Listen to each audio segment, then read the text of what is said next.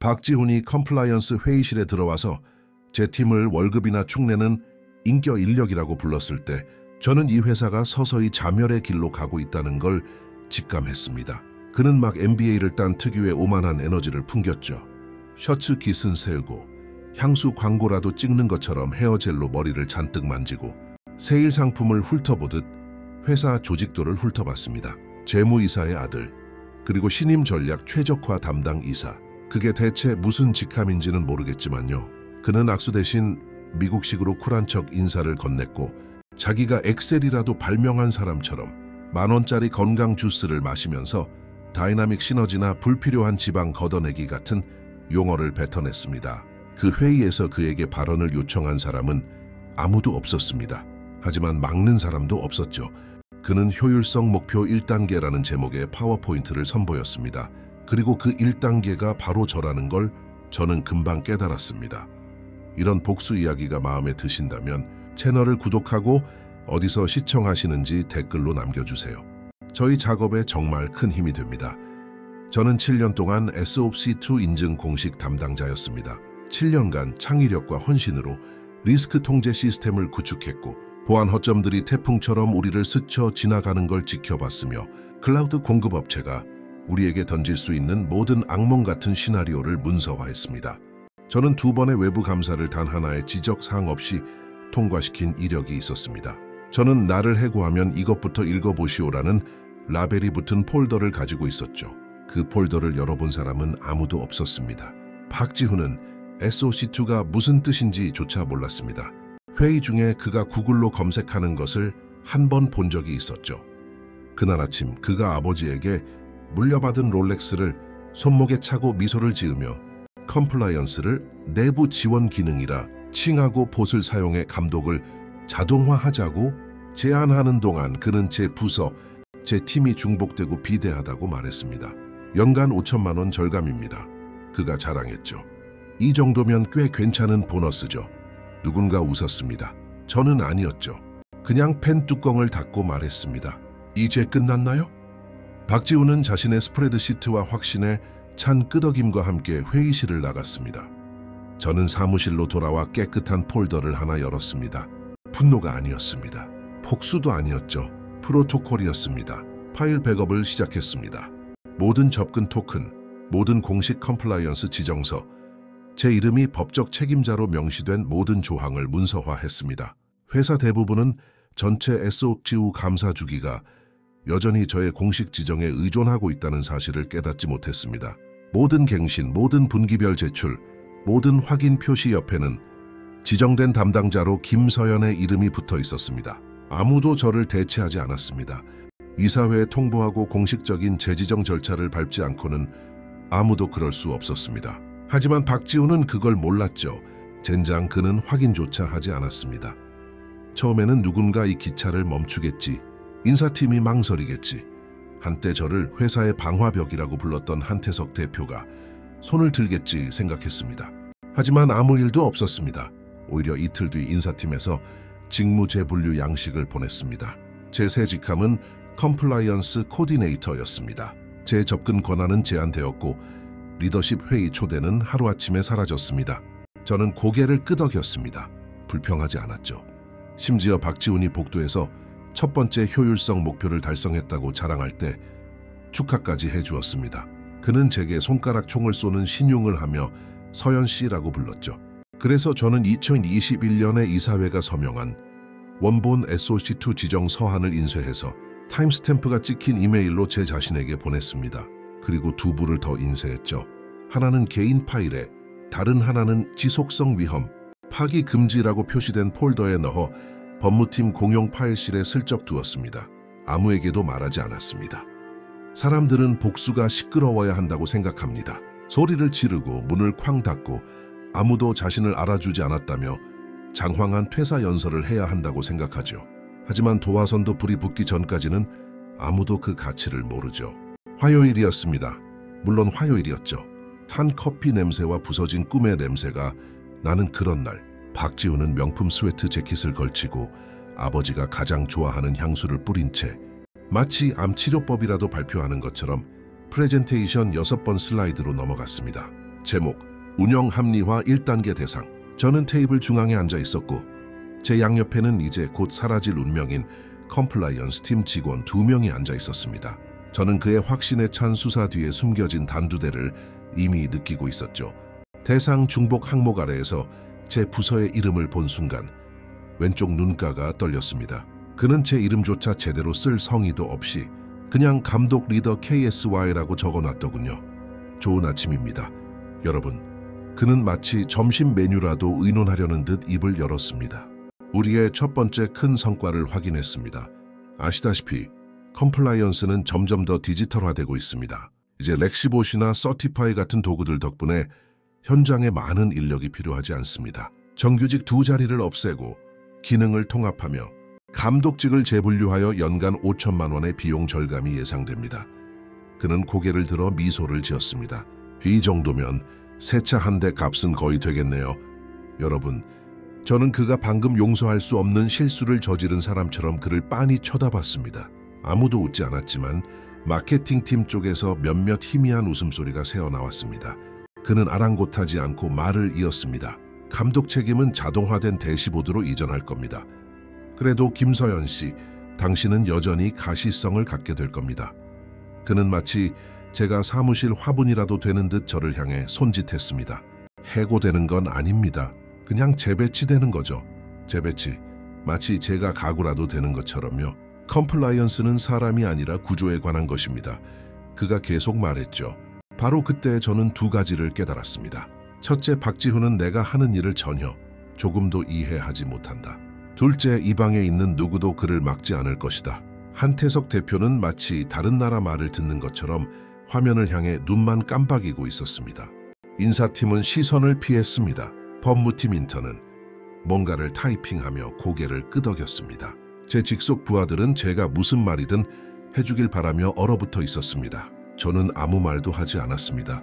대신 펜뚜껑을 열고 메모장 여백에 종료라는 단어를 적고 재미삼아 책임이라는 단어에 5의 점을 찍었습니다. 그리고 미소를 지었죠. 작고 프로페셔널하며 치명적인 미소였습니다. 알겠습니다. 제가 말했죠. 그게 다였습니다. 항의도 연설도 없었죠. 제가 자리에서 일어나 회의실을 나갈 때 노트북이 닫히는 조용한 클릭 소리뿐이었습니다. 박지훈은 마치 포옹이나 트로피를 기대했던 것처럼 약간 어리둥절해 보였습니다. 저는 둘 다 주지 않았죠. 저는 곧장 제 사무실로 가서 지난 4년간의 모든 감사 기록을 다운로드하기 시작했습니다. 소시2 프로토콜 접근 기록, 사고 대응 계획, 변경 관리 추적 기록, 모든 것을요. 사본 하나는 암호화해서 제 개인 드라이브에, 다른 하나는 외장 드라이브에 저장했습니다. 그런 다음 3년 전 승인된 이후 아무도 읽지 않은 그 따분한 300페이지짜리 비즈니스 연속성 계획 BCP를 열었습니다. 저는 9.7조로 가서 몇 년 전 정기 검토 때 제가 직접 작성했던 조항을 다시 읽었습니다. 지정된 컴플라이언스 책임자의 해임은 14일 이내에 이사회 결의로 공식 후임자가 지정되어야 한다. 이를 이행하지 않을 시 공석 발생일 기준으로 감사 상태가 소급 무효 처리된다. 간단했습니다. 우아했죠. 치명적이었습니다. 아무도 읽지 않았습니다. 너무 늦을 때까지 아무도 모를 것이었습니다. 저는 계획서 4본을 하나 더 개인 파일에, 또 하나는 클라우드에 저장했습니다. 그런 다음 원본 지정서를 첨부하여 제 자신에게 이메일을 보냈습니다. 제목, 중요 문서 백업. 이건 분노가 아니었습니다. 충동적인 행동도 아니었죠. 건물이 불타기 전에 비상구를 만드는 일이었습니다. 회의 2주 후 공식 이메일을 받았습니다. 제목, 조직 구조 업데이트.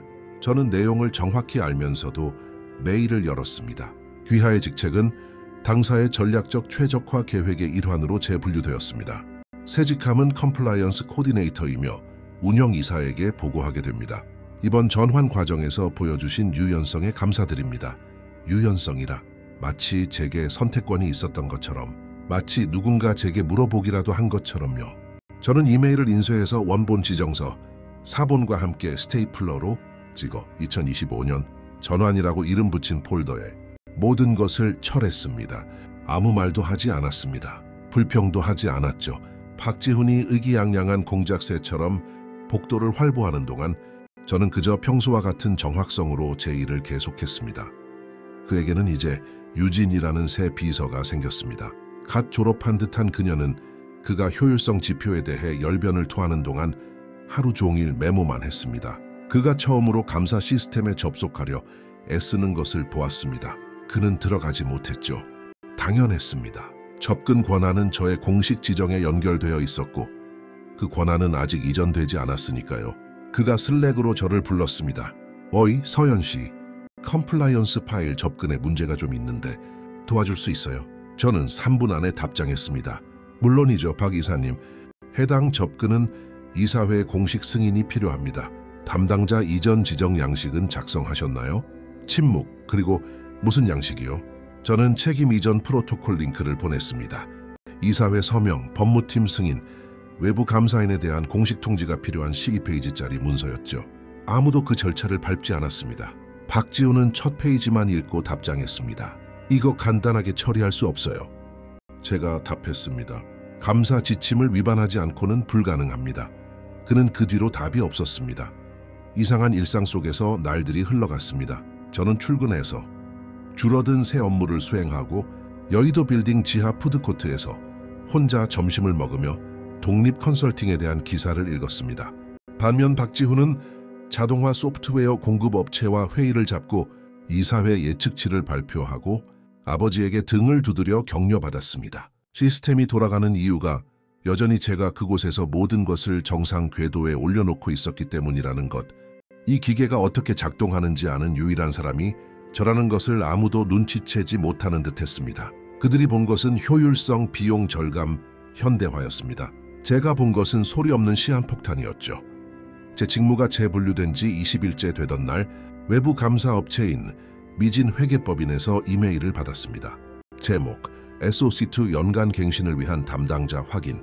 김서연 담당자님께 감사 계약 조건에 따라 귀하께서 여전히 지정된 컴플라이언스 책임자이신지 확인해야 합니다. 3월 15일까지 확인 또는 업데이트된 연락처 정보를 제공해 주시기 바랍니다. 저는 이메일을 3번 읽었습니다. 그리고 달력을 확인했죠. 3월 15일, 11일 남았습니다. 저는 박지훈에게 이메일을 전달하고 법무팀을 참조로 넣었습니다. 그리고 한 줄 덧붙였죠. 참고 및 그 필요 조치 바람. 박지훈은 4시간 뒤에 답장했습니다. 이거 월요일에 얘기할 수 있을까요? 그날은 목요일이었습니다. 저는 물론이죠 라고 답했습니다. 그리고 그 이메일을 외부 감사인 서신이라는 특정 폴더에 저장했습니다. 저는 파일을 만들고 있었습니다. 종이로 된 증거의 흔적을요. 때가 되었을 때 반박할 수 없는 태만의 역사를 말입니다. 월요일 회의는 열리지 않았습니다. 박지훈이 취소했죠. 그리고 다시 일정을 잡았습니다. 그리고 다시 취소했습니다. 3월 15일 마감일이 지났습니다. 미진 회계법인에서 리마인더를 보냈습니다. 그리고 또 하나를 보냈죠. 3번째 이메일에서는 어조가 바뀌었습니다. 제목 긴급 컴플라이언스 상태 위험. 한태석 대표이사님께 당사 계약에 따라 요구되는 지정 컴플라이언스 책임자의 확인을 받지 못했습니다. 이 확인 없이는 인증 갱신을 진행할 수 없습니다. 현재 감사 상태는 3월 22일부로 무효 처리될 예정입니다. 이 이메일은 대표이사, 재무이사, 법무팀 그리고 저에게 발송되었습니다. 박지훈이 5분 뒤에 제게 전화를 걸었습니다. 서연 씨 무슨 일이에요? 왜 감사 상태가 위험하다는 거죠? 저는 커피를 한 모금 마시고 대답했습니다. 아무도 공식적인 담당자 이전을 완료하지 않았기 때문이죠. 제가 3주 전에 프로토콜을 보냈습니다. 하지만 당신은 아직 여기 있잖아요. 당신이 서명하면 되는 거 아니에요. 그가 항의했습니다. 아니요, 박 이사님. 그럴 수 없습니다. 제 직책이 재분류되면서 제 지정 자격은 해지되었습니다. 새 지정은 이사회를 통해 이루어져야 합니다. 알고 계셨나요? 수화기 너머로 침묵이 흘렀습니다. 그리고 아무도 저한테 그런 말을 안 했어요. 보내드린 프로토콜과 지속성 계획 9.7조에 나와 있습니다. 그는 전화를 끊었습니다. 10분 뒤 그날 오후로 긴급 회의가 잡혔습니다. 모든 임원, 법무팀, 인사팀, 저는 초대받지 않았습니다. 그럴 필요도 없었죠. 저는 그 방에서 무슨 일이 벌어지고 있는지 정확히 알고 있었습니다. 패닉, 책임 전가, 빠른 해결책을 찾기 위한 필사적인 몸부림. 저는 제 자리에 앉아 일상적인 이메일에 답장하고 파일을 정리하며 세계층 위에서 혼돈이 들끓는 동안 평정을 유지했습니다. 휴대폰이 진동했습니다. 법무팀 동료의 메시지였습니다. 긴급 지정 승인 받으려고 난리 났어. 박지훈 완전 패닉이고 한 대표님 엄청 화나심. 저는 눈을 동그랗게 뜬 이모티콘 하나로 답장했습니다. 그게 다였죠. 휴대폰을 옆에 두고 개인 노트북을 열었습니다. 그 주에 컨설팅 제안을 3건 받았습니다. 그중 하나는 컴플라이언스 프로그램을 처음부터 구축할 사람을 찾는 급성장하는 기술 회사에서 온 것이었습니다. 초봉 월 800만 원 플러스 보너스. 완전한 자율권 보장. 저는 그 이메일에 별표를 했습니다. 오후 5시 인사팀에서 이메일을 받았습니다. 제목, 긴급회의 요청. 김서연님, 전환 문제와 관련하여 귀하의 지원이 필요합니다. 내일 오전 9시까지 3번 회의실로 와주시기 바랍니다. 저는 즉시 답장하지 않았습니다. 일을 마치고 책상을 정리하고 컴퓨터를 끄는 동안 2시간 동안 이메일을 그대로 두었습니다. 사무실이 거의 텅 빈 저녁 7시. 저는 답장했습니다.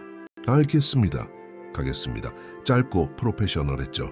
하지만 속으로는 웃고 있었습니다. 이제 그들은 제가 필요했습니다. 자신들이 만든 엉망진창을 제가 수습해 주길 바랐습니다. 제가 유연하고 협조적이며 협력적이길 바랐죠. 그리고 저는 그럴 생각이었습니다. 어느 정도까지는요. 왜냐하면 그들이 몰랐던 것, 아직 아무도 깨닫지 못한 것은 9.7조의 타이머가 있었다는 사실이었습니다. 공식 이전의 14일, 우리는 이미 21일을 넘겼습니다. 창문은 닫혔습니다. 감사 상태는 공식적으로 손상되었습니다. 그리고 빠른 수정은 없었습니다. 지름길도 없었죠. 이미 일어난 일을 되돌릴 방법은 없었습니다. 저는 빌딩 계단을 내려와 교통체증으로 들끓고 혼돈의 에너지로 맥동하는 서울의 밤거리로 나섰습니다. 편의점에서 샌드위치 하나를 사서 광장 벤치에 앉아 먹으며 빌딩의 불빛이 하나둘 켜지는 것을 바라보았습니다. 저 위 어딘가 어떤 회의실에서 그들은 여전히 출구를 찾으려 애쓰고 있었습니다. 하지만 출구는 없었습니다. 오직 결과만이 있을 뿐이었죠. 3번 회의실은 진한 커피 향과 감추지 못한 절박함의 냄새로 가득했습니다. 저는 정확히 9시에 도착했고 태블릿과 물 한 병만 들고 있었습니다.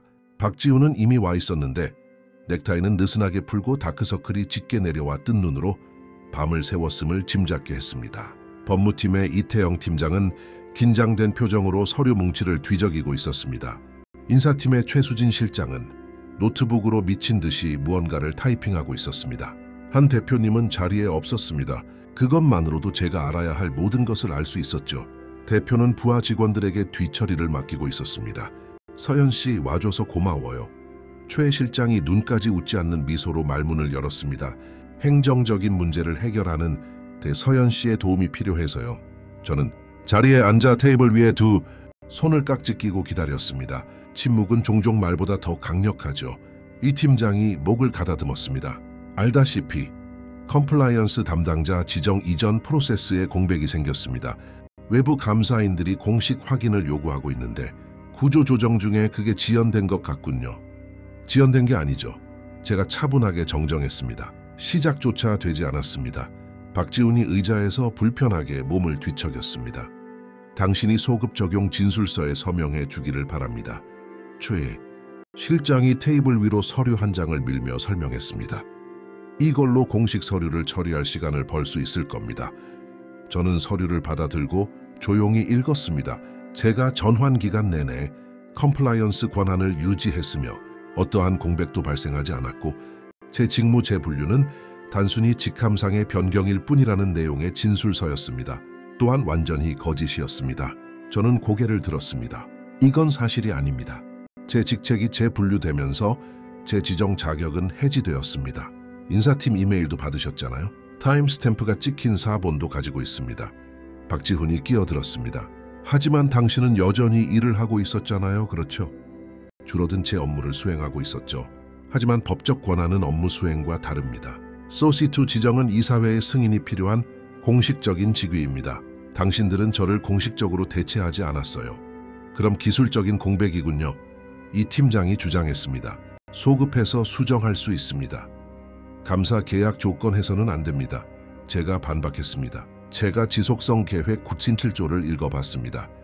어떠한 해임도 14일 이내에 공식적인 교체가 필요하다고 명시되어 있습니다. 이미 21일이 지났습니다. 뒤은 침묵은 콘크리트처럼 무거웠습니다. 최 실장과 이 팀장이 시선을 교환했습니다. 박지훈은 얼굴이 하얗게 질렸습니다. 김서연 씨, 이 팀장이 마침내 입을 열었습니다.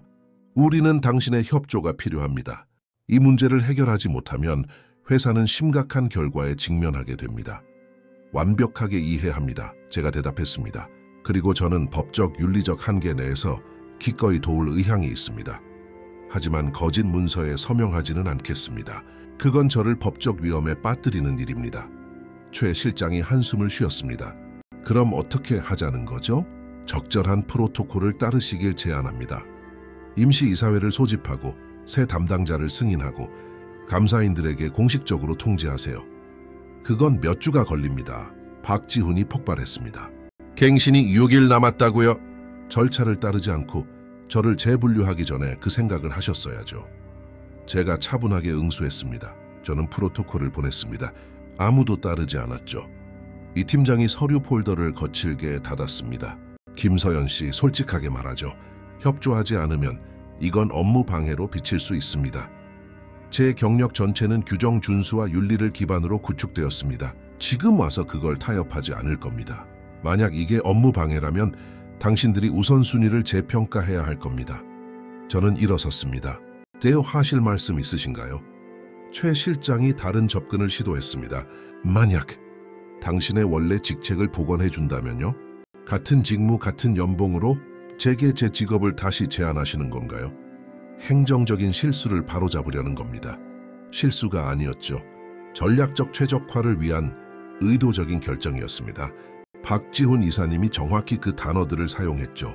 전 그 회의 녹음 파일도 가지고 있습니다. 박지훈의 얼굴이 붉어졌습니다. 서연 씨, 이럴 필요 없잖아요. 정확히 이래야만 합니다.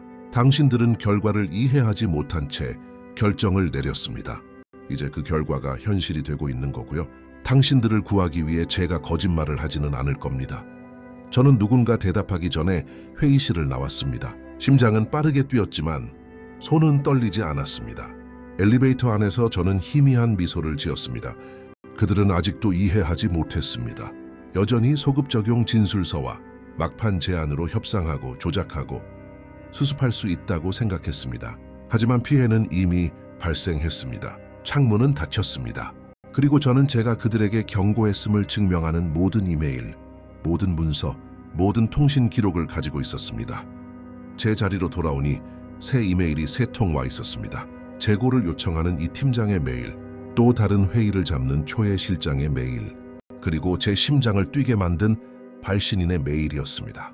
제목, 전략 컨설팅 기회, 발신 테크비전 코리아 윤혜진 이사. 김서연님께 컴플라이언스 업계의 지인들을 통해 김서연님의 명성을 익히 들었습니다. 테크비전은 현재 한 중견기업 인수를 위한 실사 듀 딜리전스를 진행 중이며 SOC2 감사 및 운영 지속성에 대한 전문 컨설팅이 필요합니다. 프로젝트는 즉시 시작되며 3개월간 진행되고 연장 가능성이 있습니다. 논의에 관심 있으신가요? 저는 이메일을 2번 다시 읽었습니다. 테크비전 코리아, 국내 최대 기술 기업 중 하나, 실사, 인수, 그리고 퍼즐 조각이 맞춰졌습니다. 그들은 내가 일하는 이 회사를 인수하려 하고 있었습니다. 그래서 패닉이 커지고 있었던 겁니다. 단순히 감사 갱신만의 문제가 아니었습니다. 매각 문제였습니다. 거대한 매각, 그리고 손상된 컴플라이언스 상태가 모든 것을 망칠 수 있었습니다. 저는 윤 이사의 이메일에 답장했습니다. 윤혜진 이사님, 연락 주셔서 대단히 감사합니다. 이 기회에 대해 논의하는데 큰 관심이 있습니다. 제 일정은 유연하게 조정 가능합니다. 언제가 편하신가요? 김서연 드림 저 메일을 보내고 의자에 기댔습니다. 저 위 어딘가 임원실에서 그들은 자신들이 쌓아 올린 카드의 성이 무너지고 있다는 것을 깨닫고 있었습니다. 그리고 여기 아래에서 저는 새로운 무언가를 향한 문을 열고 있었습니다. 내가 통제할 수 있는 것, 연줄이나 가문이 아닌 나 자신의 능력으로 쌓아 올린 것. 휴대폰이 울렸습니다. 모르는 번호였습니다. 받았습니다. 김서연 씨? 한타해석입니다. 얘기 좀 합시다. 직접 오늘 시계를 확인했습니다. 점심시간이 거의 다 되었습니다. 2시의 시간 괜찮습니다. 제가 답했습니다. 좋습니다. 내 사무실로 오세요. 서연 씨, 그가 망설였습니다. 이 문제 해결해야 합니다. 알고 있습니다.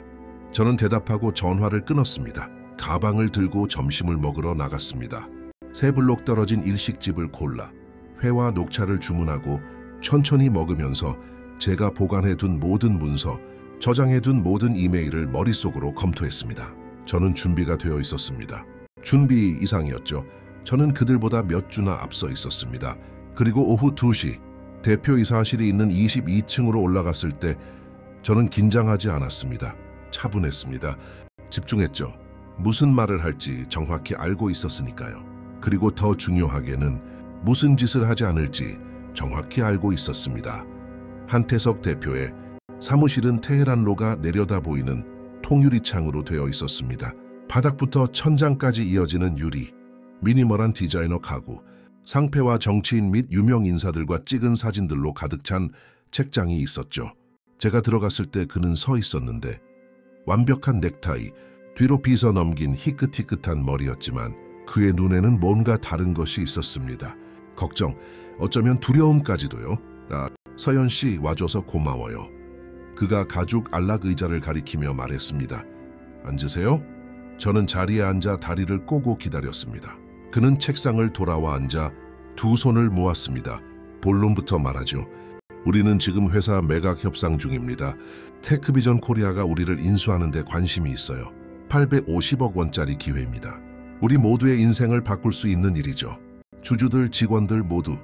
저는 표정을 바꾸지 않았습니다. 축하드립니다. 대단한 성과처럼 들리네요. 한 대표가 한숨을 쉬었습니다. 그랬겠죠. 우리가 거래를 성사시킬 수만 있다면요. 하지만 실세는 완전한 컴플라이언스 감사가 포함됩니다. 소시2 상태는 협상 불가능한 필수 요건이에요. 이 문제를 해결하지 못하면 거래는 무너집니다. 이해합니다. 제가 차분하게 대답했습니다. 서연 씨, 실수가 있었다는 거 압니다. 박 이사의 구조조정은 성급했어요. 그가 파급 효과를 이해하지 못했죠. 내가 더 주의를 기울였어야 했는데 맞는 말씀입니다. 제가 동의했습니다. 그는 저의 솔직함에 놀란 듯 눈을 깜박였습니다. 알아야겠습니다. 이걸 바로잡으려면 뭐가 필요하죠? 법무팀에 이미 설명했습니다. 공식적인 이사회 지정, 감사인 통보 몇 주가 걸리는 전체 프로세스요. 지름길은 없습니다. 이사회 절차를 서두른다면 내일 임시 이사회를 열고 즉시 승인하고 특급으로 통지하면 그래도 최소 열흘은 걸릴 겁니다. 남은 시간은 6일이고요. 한 대표가 얼굴을 문질렀습니다. 시간을 벌 방법이 없을까요? 감사인들에게 연장을 요청한다든가 아마도요. 타당한 이유와 명확한 계획이 있다면요. 그걸 좀 도와줄 수 있겠습니까? 기술적으로는 못합니다. 전 더 이상 공식 권한이 없으니까요. 하지만 한 대표가 몸을 앞으로 숙였습니다. 당신에게는 지식이 있어요. 당신이 이 시스템을 구축했잖소. 감사인들도 알고요. 그들은 당신을 신뢰합니다. 신뢰했었죠. 제가 정정했습니다. 공식적인 설명도 없이 제가 재분류되기 전까지는요. 저는 의자에서 자세를 고쳐 앉았습니다. 한 가지 여쭤보죠. 박 이사는 구조조정안을 제안할 때 매각 사실을 알고 있었나요? 한 대표는 망설였습니다. 아니요. 그건 기밀이었습니다. 최고 임원들만 알았죠. 그럼 그는 850억 원짜리 거래에 영향을 미칠 수 있는 결정을 전체적인 맥락도 모른 채 내렸군요. 경솔했습니다. 한 대표의 얼굴이 굳어졌습니다. 그는 젊어요. 자신의 가치를 증명하고 싶어 했죠. 제 희생을 발판 삼아서요. 제가 지적했습니다. 그리고 이제는 회사의 희생을 발판 삼고 있고요. 한 대표는 한동안 말이 없었습니다. 그러다 물었죠. 야투웅띠네, 뭘 원합니까 김서연 씨? 원래 자리? 인상? 매각 지분? 저는 행동에는 결과가 따른다는 걸 당신들이 이해하길 바랍니다. 컴플라이언스가 배경소음이 아니라는 걸요. 사람이 최적화 스프레드시트의 한 줄이 아니라는 걸요. 제 목소리는 차분했지만 단호했습니다. 저는 7년 동안 이 프로그램을 구축했습니다. 7년 동안 이 회사가 진실성을 가지고 운영될 수 있도록 보장했죠. 그리고 파워포인트 발표 한 번에 버려졌습니다. 당신 말이 맞아요. 한 대표가 나지막이 인정했습니다. 내가 당신에게 잘못했소. 이사회가 잘못했지. 그리고 이제 우리 모두가 그 대가를 치르고 있는 거요. 저는 일어섰습니다. 저는 거짓된 것에 서명할 수 없습니다. 제 진실성을 타협하지 않을 겁니다. 제 도움을 원하신다면 그건 윤리적이고 법적인 테두리 안에서여야 합니다. 알겠소. 만약 당신의 직책을 완전히 복원한다면 코디네이터가 아니라 컴플라이언스 총괄이사로요? 새 직함, 새 권한, 그리고 30% 연봉 인상? 저는 고개를 저었습니다. 돈 문제가 아닙니다. 신뢰의 문제죠. 이런 일이 다시 일어나지 않을 거라고 제가 어떻게 믿을 수 있겠습니까? 박 이사는 여전히 여기 있습니다. 이런 일을 가능하게 한 시스템도 그대로고요. 한 대표도 일어섰습니다. 오늘 이사회와 얘기하겠소. 박 이사는 다른 부서로 발령낼 겁니다. 당신에게는 완전한 자율권을 주겠소. 나에게 직보하는 걸로요. 이게 내가 제공할 수 있는 최소한이요. 고려해 보겠습니다. 제가 대답했습니다. 하지만 생각할 시간이 필요합니다. 시간이 많지 않아요, 서연 씨. 실사는 월요일에 시작됩니다. 오늘이 목요일이고. 그럼 어려운 결정을 내리실 주말이 있으시네요. 그렇죠? 저는 대답을 기다리지 않고 사무실을 나왔습니다. 엘리베이터에서 휴대폰을 확인했습니다. 윤희색에서 답장이 와 있었습니다. 좋습니다, 서연 씨. 내일 커피 한잔 하면서 만날 수 있을까요? 감사 프로세스에 대해 몇 가지 질문이 있는데 당신의 관점이 궁금합니다. 그리고 당신의 현 상황에 대해 논의하고 싶은 것도 있고요. 한 소식통이 당신이 이직을 고려 중일 수 있다고 알려주더군요. 저는 화면을 보며 미소 지었습니다. 당연히 알고 있겠죠. 벤처 캐피탈 회사는 항상 내부 소식통이 있으니까요. 저는 답장했습니다. 내일 10시 완벽합니다. 주소 보내주세요. 제 자리로 돌아오자. 박지훈이 저를 기다리고 있었습니다. 파티션에 기대어 팔짱을 낀 채 태연한 척했지만 처참하게 실패하고 있었죠. 얘기 좀 할 수 있을까요? 밥에 온대요. 저는 그를 지나쳐 가방을 챙기며 대답했습니다. 제발요, 서연 씨. 5분만요? 시계를 확인했습니다. 오다 3분 드리죠. 그는 심호흡을 했습니다. 리사, 제가 망쳤어요. 알아요. 당신이 무슨 일을 하는지 이해하지 못했고 제대로 알아보지도 않았죠. 그냥 제가 똑똑한 일을 하고 주도권을 보여준다고 생각했어요. 당신 아버지에게 잘 보이고 싶었겠죠. 제가 정정했습니다. 그리고 제 부서를 발판으로 삼았고요. 그것도 맞아요. 그가 인정했습니다. 지금 저를 증오하고 계시겠죠. 그럴 자격 충분하고요. 하지만 제 실수 때문에 회사 전체가 위험에 처했습니다. 제가 만회할 수 있는 일이 뭐라도 있다면 공개적으로 책임을 지는 것부터 시작하죠. 제가 제안했습니다. 이사회의 실패가 제 탓이 아니라 당신 탓이라고 설명하세요. 이 이야기에서 저를 악당으로 만들려는 시도를 멈추시고요. 그는 마른 침을 삼켰습니다. 그렇게 할게요. 약속합니다. 저는 가방을 들고 그를 지나쳤습니다. 박 이사님, 마지막으로 한마디만 하죠. 다음에 무언가를 최적화하기 전에는 그게 정확히 무슨 일을 하는지부터 배우세요. 아마 그게 미래의 회사를 망치는 걸 막아줄지도 모르니까요. 저는 오후 5시에 사무실을 나와 마포에 있는 제 작은 아파트로 바로 퇴근했습니다. 발코니와 채광이 좋아서 제가 아끼는 곳이었죠. 차를 끓여 소파에 앉아 노트북을 열었습니다. 감사인들과 주고받은 모든 이메일, 제가 저장해둔 모든 문서를 다시 읽었습니다. 모든 것이 거기에 있었습니다. 그 완벽한 증거의 흔적이요.